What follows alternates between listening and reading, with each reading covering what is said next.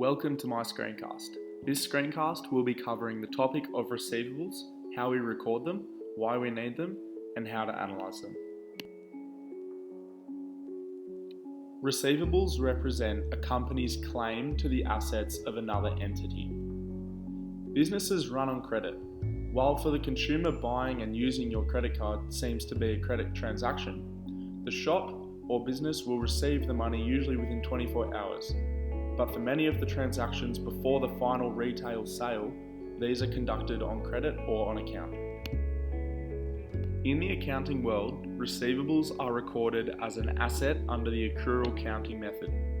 Receivables exist because accountants need to close off the books at the end of the accounting period.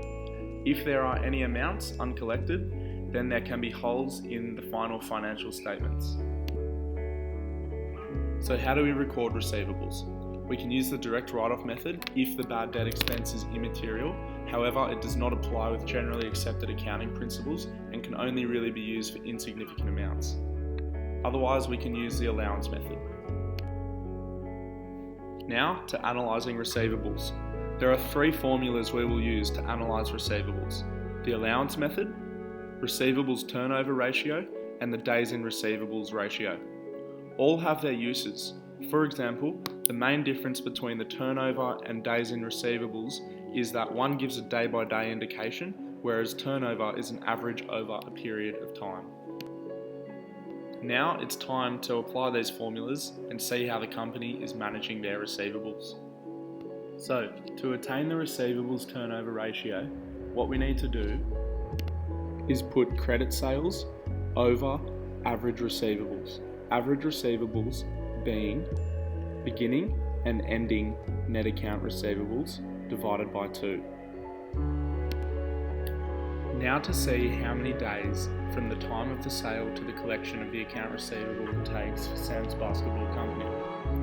What we need to do here is go 365, the number of days in a year, divided by the receivables turnover ratio, which we gained in the previous slide, giving us 243.3.